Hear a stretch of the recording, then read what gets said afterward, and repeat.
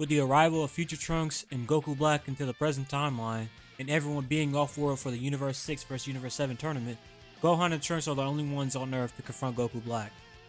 They're both a bit shocked at how he looks like Goku, but that's shaken away when he destroys the time machine. As they're both about to get ready to confront Goku Black on what they've heard he's done in the future timeline, President Trunks asks Gohan if he can hang back for a bit.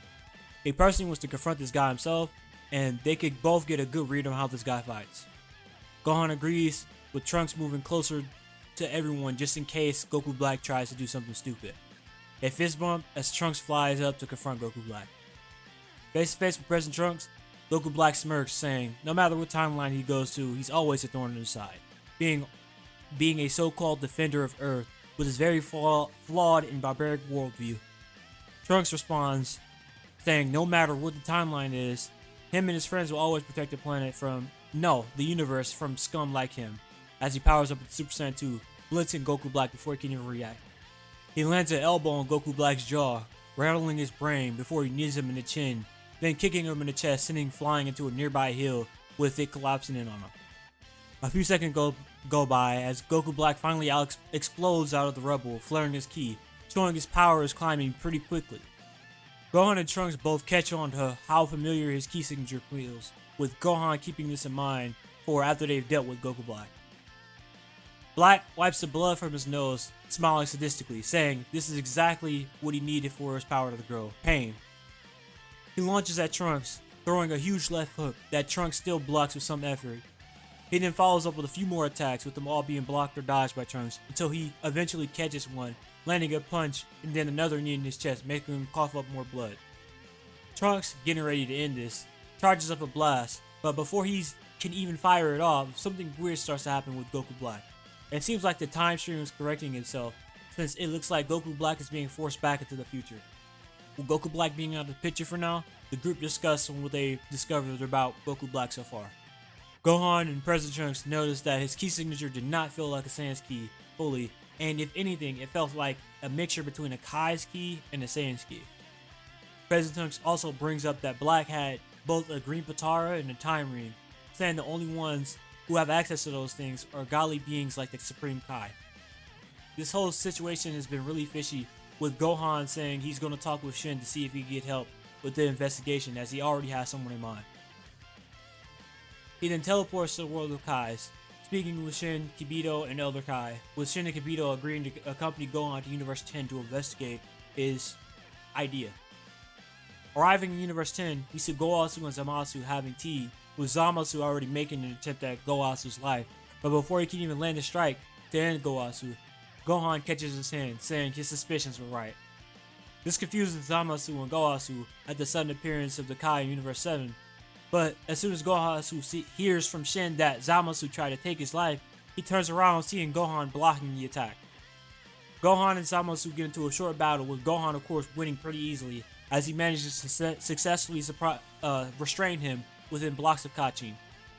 Shin asks Goasu to report him to his universe's god of destruction afterwards, but before asking him to show them the time rings, saying that there was a recent time traveling incident where one was in use. Goasu shows the time rings to Shin, confirming they were all in place, with Shin providing all the information he knows about the situation. Goasu couldn't believe Zamasu would do such things. He thought with the right guidance, he would be able to quell the anger in his heart, but clearly he was mistaken. Goasu thanks them for saving his life, as Gohan, Shin, and Kibito all return back to Universe 7, as this timeline Zamasu was erased by their god of destruction. Back on Earth, we see Future Trunks and Present Trunks sparring in Super Saiyan 3, with there being a huge gap in power here. With how much Present Trunks has been training, it makes sense that he's pretty far ahead of his future counterpart. This lights a fire in Future Trunks. If his present self could become this strong, there's no telling how much stronger he'd get if he pushes himself to his utmost limits in their match, managing to push Present Trunks back a bit. They spar for a bit longer until Bulma comes outside, asking for some assistance from Present Trunks with the time machine. Hearing that, Future Trunks thinks he's just helping her move things around, until Present Trunks says he's actually always been helping with mechanics for a lot of projects, since he's also just as gifted as his mom and his grandpa when it comes to these things.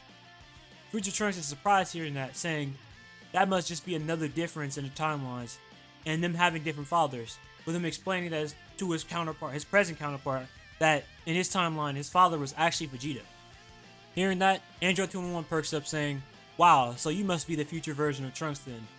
Of course, using the term future here loosely, as they're completely different timelines. He turns around seeing Android 21 typing on a computer nearby, with her introducing herself as the wife of Vegeta.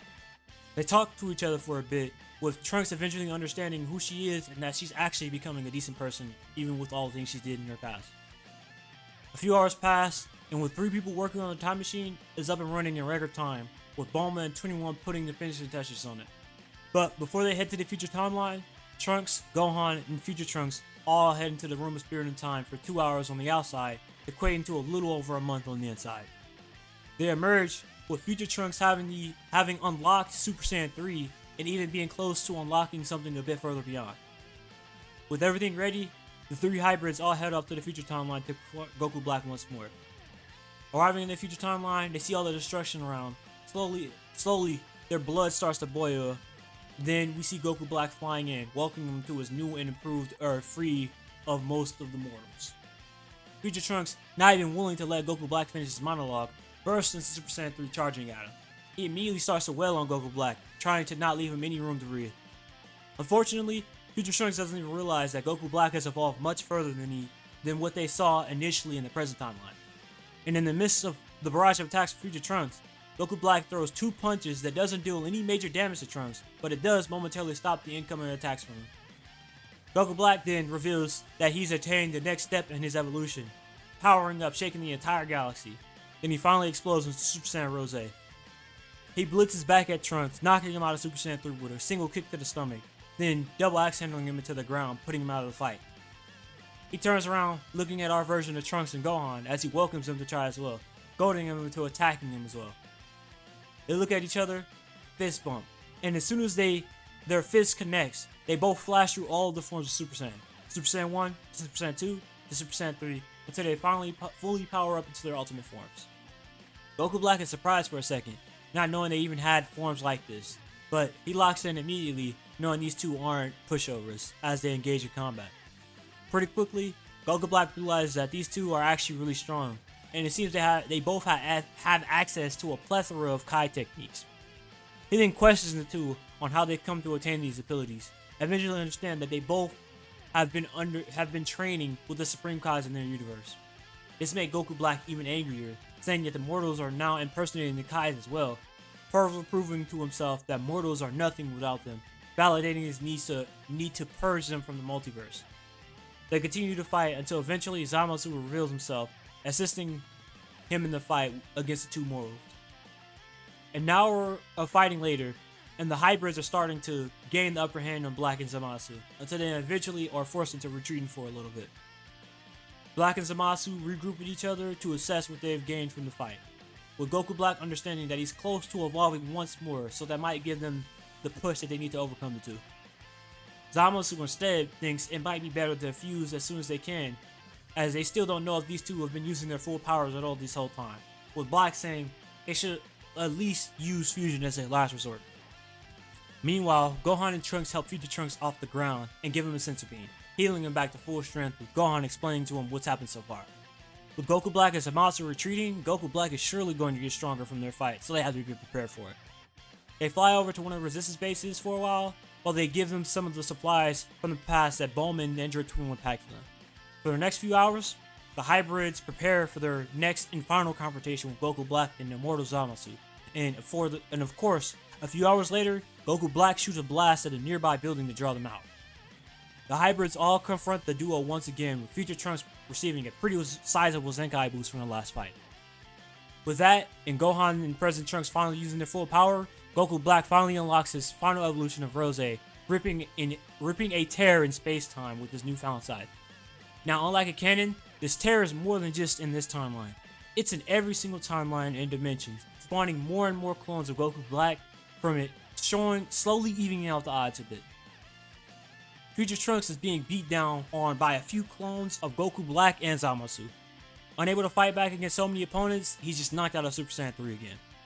At this point, we all know the song it ends of pushing a Saiyan, especially a hybrid, to the brink and them exploding into a new form, but that doesn't happen here.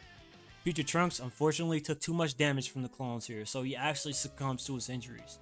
Since Gohan and Future Trunks aren't able to help him, being surrounded by more and more clones, he was really left out to dry here. So this is the unfortunate end of Future Trunks. Seeing another version of himself die, Present Trunks becomes enraged, unknowingly using Akari once again, making his power explode in a flash of white light. The light dissipates, and Trunks is just gone. Gohan and the clones of Black look around and they feel an overwhelming presence near Zamasu and the lifeless body of Future Trunks. They look over and Trunks is almost unrecognizable. His hair is much longer and he has red furs on his arm, similarly to how Yamcha did when he went Super Saiyan 4. Trunks is finally evolved to his own level of Super Saiyan 4, named Ultimate Saiyan 4. He erases all the clones of Black surrounding Trunks before moving his body further away from the battlefield, teleporting back over to Gohan, saying he'll take it from here. Trunks closes his eyes for a few seconds, then opening them and releasing a massive ki eye, erasing all the clones of Goku Black. He looks over at Black, ready to end him on the spot, but before he can, he sees Goku Black and Zamasu fusing with the Potara. In a blinding flash of white light, Zamasu appears, as he believes he's well beyond Trunks at this point, like the cocky god he is. Trunks flies over and picks up the sword of Future Trunks, imbuing it with his energy, slashing Zamasu hundreds of thousands of times before channeling all his energy into his palm, as a faint glimpse of Future Trunks floats behind him. He shouts, "This is for the future," as he blasts Zamasu into the rift that Goku Black created, destroying it in the process. Since the fusion between Goku Black and Zamasu wasn't fully immortal, Trunks is able to seemingly erase them without Zamasu's immortality being able to fully manifest, fusing him into the future timeline.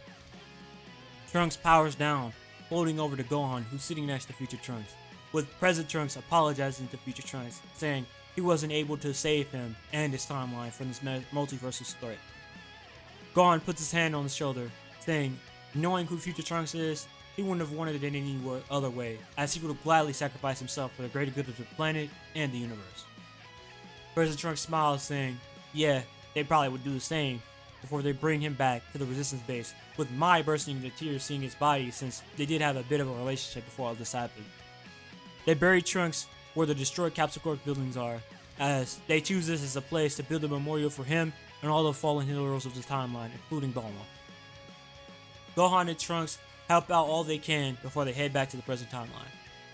Years later, we see a statue made of Future Trunks in West City, where the Capsule Corp building were, initially, surrounded by a park called the Park of the Greats, with other headstones made for all the other heroes who died protecting the planet. With that, we end this part off here, with Future Trunks being the last fighter to fall protecting the future timeline. What do you guys think about this part? With all the powers gained in the previous parts, how do you think the Tournament of Power will go? As always, leave your thoughts and ideas in the comments below, and remember to like and subscribe. Catch y'all next time. Peace.